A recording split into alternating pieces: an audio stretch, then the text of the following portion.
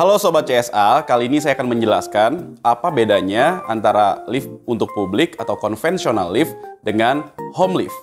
Yang pertama, hal yang paling kelihatan adalah home lift hanya memerlukan space yang kecil untuk shaft atau ruang luncurnya.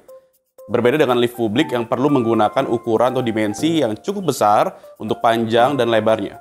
Yang kedua, untuk home lift memerlukan pit yang sangat kecil atau pitless, kurang lebih hanya sekitar 14 cm, 16 cm, ataupun bisa juga dalam kondisi no pit.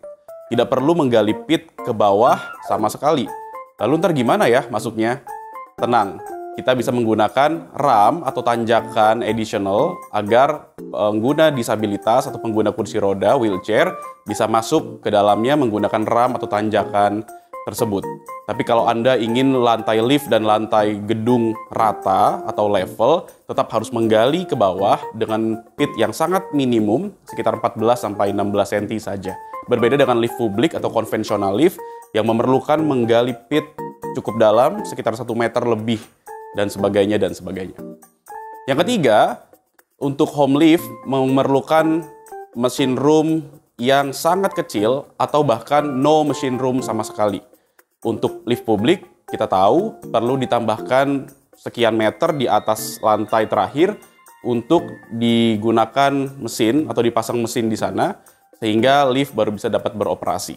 Perbedaan yang keempat adalah untuk lift publik atau konvensional lift mayoritas menggunakan sistem wire rope, yang mana terdapat cabin dan juga bobot imbang atau counterweight. Kalau Sobat CSA biasanya melihat di mall ataupun di hotel yang liftnya modelnya expose atau panoramik, biasanya terlihat bagaimana ketika liftnya naik, lalu bobot imbangnya turun dan sebaliknya. Itu disebut sistem roping atau wire rope.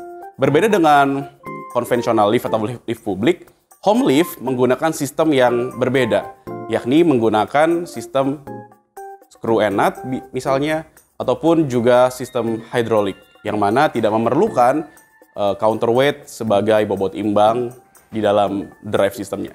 Sekian penjelasan dari saya tentang perbedaan antara lift konvensional atau lift untuk publik dan home lift. Jika ada informasi lebih lanjut, silakan hubungi nomor di bawah ini. Dan jangan lupa untuk like, subscribe, dan share ke teman-teman Anda yang memerlukan informasi ini. Sampai jumpa, Sobat CSA.